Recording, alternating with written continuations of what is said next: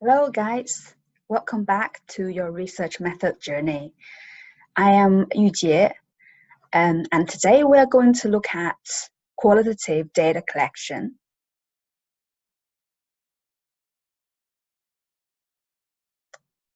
Alright, in today's lecture, we are going to look at 5 parts. So the video will have, we will have 5 video clips as well, and for each of them. The first part, we're going to look at the definition of qualitative research. Then we are going to look at the rigor for qualitative research and sampling. And in the final 2 parts of today's lecture, I'm going to talk about 2 of the popular research methods under the qualitative methodology, which are the interviews and ethnography. All right, we will go straight forward to the first part, which is the definition.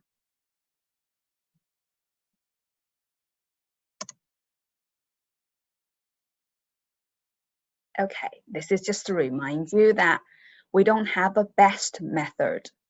The method works well for your dissertation, for any other type of research that you are conducting are regarded as the best. So the best is not absolute best. Whichever best suited for the nature of your research or for your research question, that will be the best. So we don't actually have an absolute best method. It depends on the nature of your research, the nature of your participants, etc. So we only have a right one or suitable one or the appropriate one. These are more important than that we're trying to find a so-called best method. Okay. For the definition, there are 2 parts of the definition that I want to introduce on qualitative research. One side emphasizes on the textual context of the qualitative data. So in qualitative research, it is the text that we are actually analyzing compared with numbers in quantitative data. So we are trying to understanding the natural language, the natural setting. So for example, when we are trying to conduct a qualitative interview, we try our best to relax our participants and we try to get the setting as natural as possible so that we try to make sure that the participant would actually bring out what they would usually think or what they would usually behave in their in the scenario that we want to bring them to. Okay, so the text and source of data is the type of data that we would analyze in a qualitative research, and we throughout these texts we try to get as natural as possible, the data should be as natural as possible, so that we try to understand what our participants' perception on a certain phenomenon. And we do have a concept called the field. So if you look at the slide, and down by the bottom, we have a phrase called the field. The field here refers to the natural setting that we want to know about from the participant. For example, if your research is looking at how an employee would behave in their office, for example, and so there the field would refer to their natural working environment in their office. So that would be the field that your dissertation or any other research that you are conducting is interested. Or the field could be an actual field. Like if you want to study farmers, you can actually go to their field and observe how they work or how they live when they are on the field. So the field there has a broad meaning. It refers to the setting, the environment that you want to study.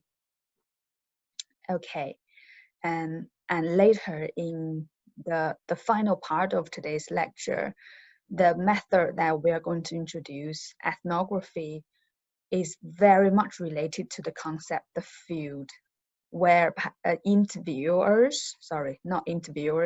researchers would actually go to the field and observe and study your participants. Okay. And another concept I want to introduce here is called induction. Induction is compared to deduction. You would probably meet this pair of concepts again in a later lecture. So I want to briefly introduce them here first, so that you have at least have a basic understanding. So the induction, it shows a process of reasoning. The same for the deduction. These two concepts show a process of reasoning, and these two concepts are at the opposite directions. So for induction, it starts from specific, and you try to generalize to a general theory. And for deduction, it's the opposite. It is from general to specific. So what does that mean? So I can give you an example. Induction from specific to general. Let's say you have conducted a few interviews and you've asked several specific interviewees and to answer your questions, and you've collected these data from these specific people, and from these specific people you try to generalize a theory which you summarized from these specific samples. Okay, and this process is called induction. So from specific to general, where you have specific examples, samples, and you try to generalize a theory. Okay, and the other way would be deduction, where you already have a theory or a hypothesis of a theory, and you try to test so that general theory whether that can be applied to some specific samples. So that's another way around, from general theory to specific samples. Okay, so I'm trying to simplify the meaning of the two concepts, but I think you probably already get it, that the essence of the two concepts is the two different direction of reasoning. Well, as for qualitative research, it is the inductive reasoning from specific to general. We look at specific data from specific samples, and we try to generalize a theory, summarize a theory which you generate from these specific samples. Okay, and second side of the definition for qualitative research. Well, here we have an important word which came from German, which excuse me if I pronounce it wrong. It's called Verstein, I think, and that's how it's pronounced. And so this word, and its original German word, it means understanding. And here in the qualitative research, we put it as understanding in the deep manner. So it means deep understanding. So what do we mean by deep? So deep refers to that we try to understand something like a phenomenon, and from its, embedded social context, and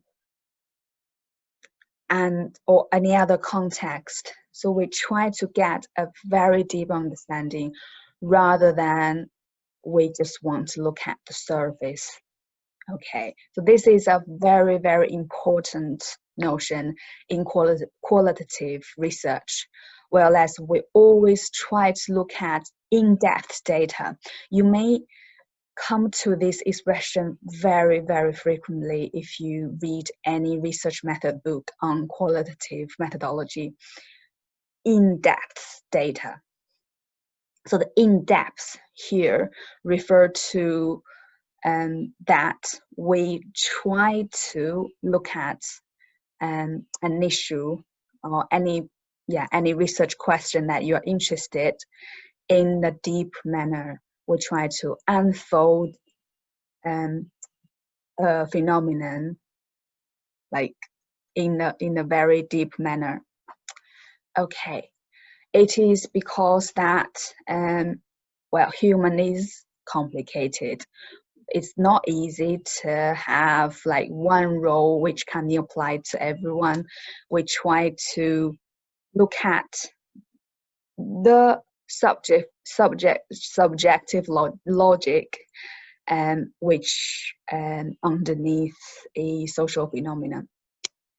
Okay, so these are the two very important sides in the definition for qualitative methodology that I want to emphasize.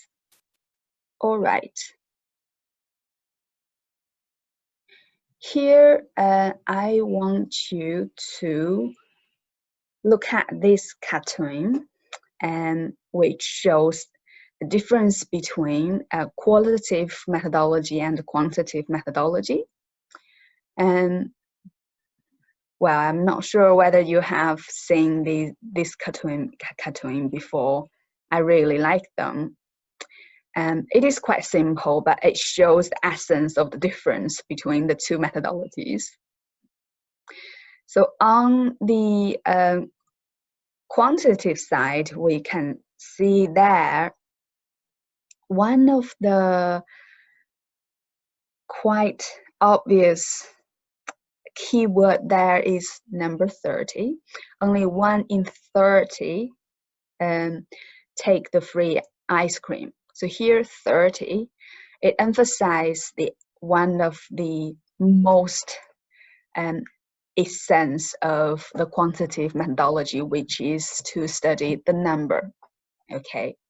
Whereas if we look at the other side on the qualitative methodology, we can read out there that it is not the number that we are interested. If you're a qualitative researcher, we are more interested in one of the keywords there is the feel. What did you feel? So the feel, perception, attitude, meaning, understanding, those are the keywords that you can find in qualitative research. Okay. And quite often, another keyword there you can find is why. Why was that?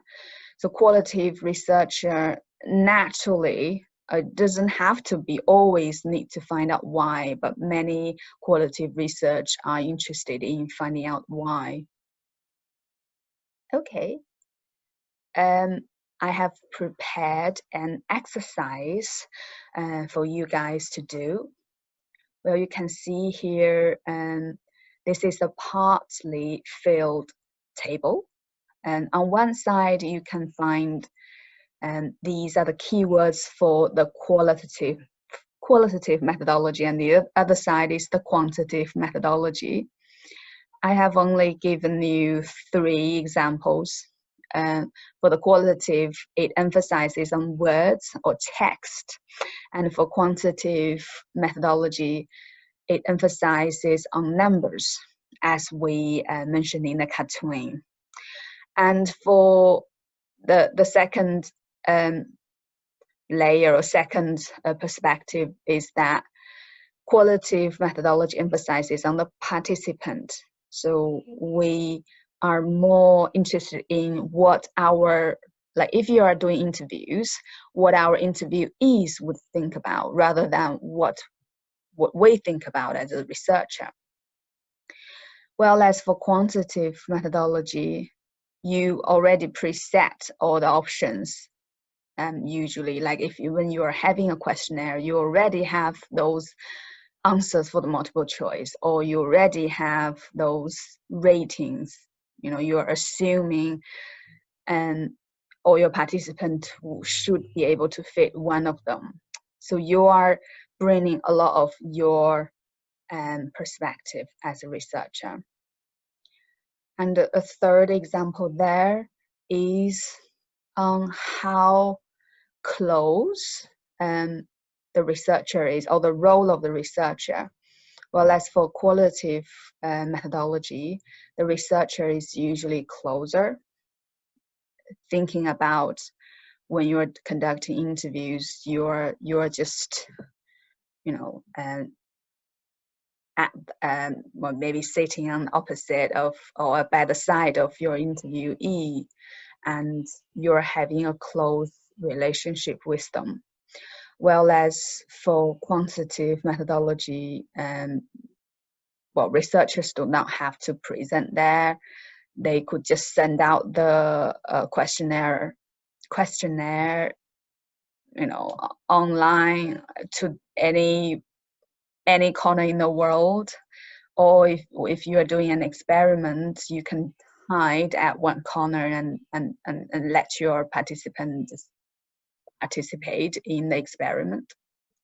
The researcher tends to be further away from the participants for quantitative methodology. Okay, so these are 3 examples. And for now, please pause the video and try to fill this table at your own pace, okay? Do not rush, try your best, fill the table as much as possible. Don't worry if you cannot finish all the blank, okay? Give yourself a few minutes to do this and come back when you are ready.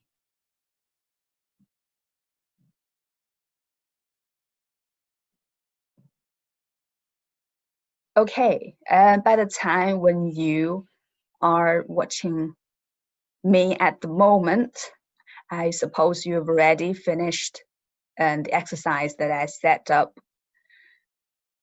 If you haven't, please continue your exercise first, because I'm in the next few minutes I'm going to talk about some of the answers.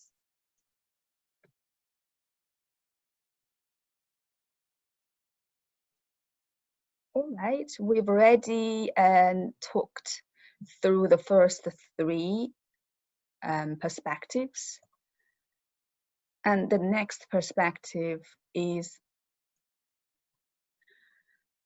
on theory testing or theory emergent.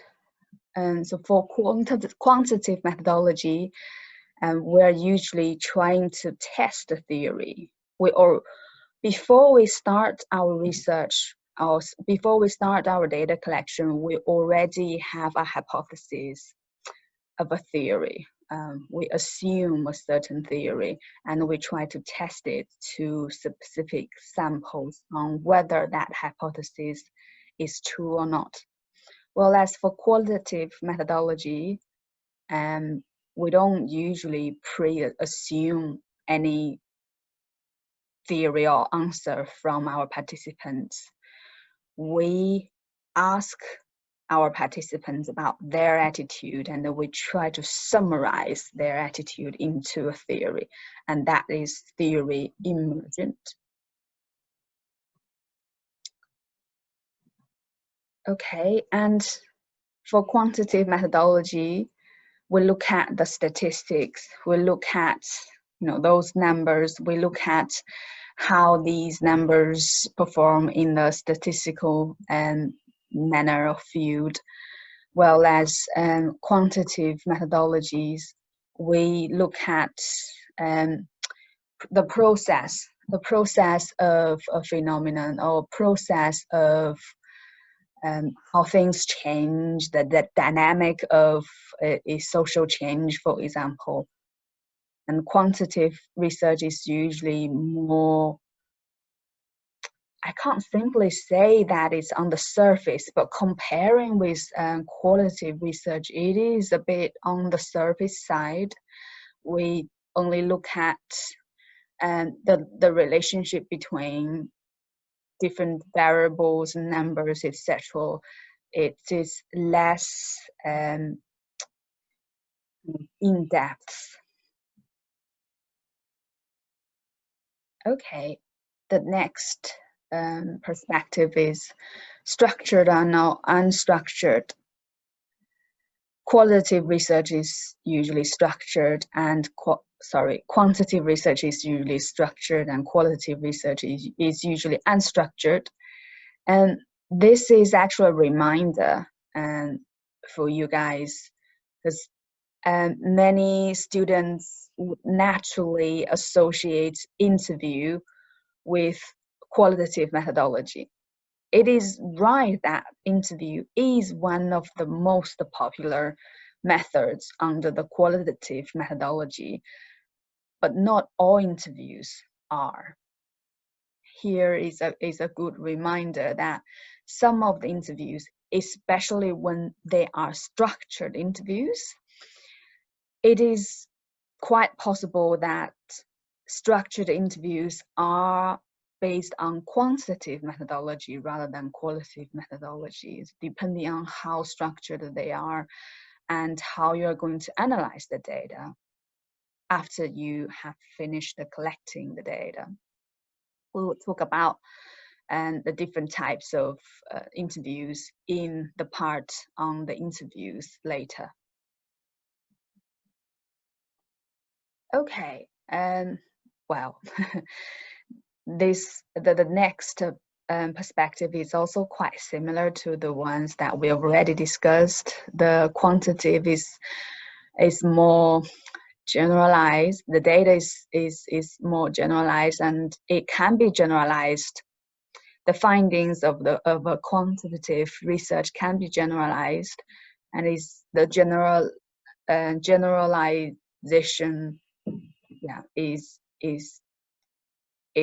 better for quantitative methodology than qualitative methodology, because qualitative methodology, we tend to have smaller samples, and we look at a narrow area in depth, and we look at the context of the issue that we are looking at. And the next one, quantitative methodology. Well, yeah, look at hard, reliable, and robust data, whereas qualitative methodology look at rich, deep, and descriptive data. Well, yeah, that's probably one of the most kind of noticeable difference between the two types of data. And quantitative data, we could say that they look more scientific, whereas qualitative data look more kind of subjective and like human-like, if I can interpret it like that. And quantitative research usually look at larger scale here, and the keyword is macro, a larger scale. but usually at surface level, and compared to qualitative methodology, which look at a macro scale, a small scale, but in depth.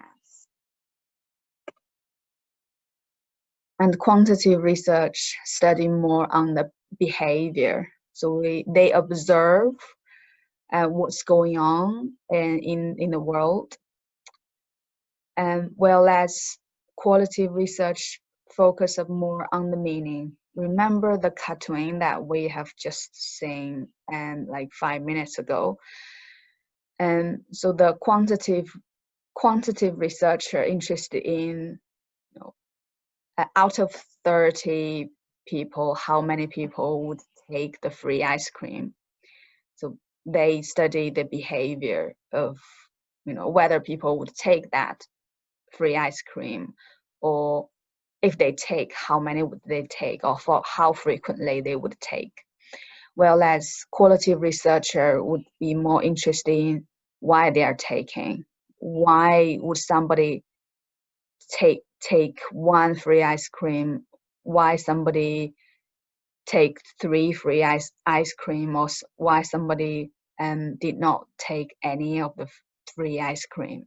So they are trying to understand the reason behind such behavior. Okay, finally, the settings. Quantitative methodology is more artificial compared with qualitative methodology. Well, none of these are very absolute. They are there to show a comparison between the two methodologies. So quantitative could be natural, but compared with qualitative methodology, it is less natural. Just want to bring that up. Okay, I think that's it for the first part of today's lecture, where we talk about the definition for qualitative research.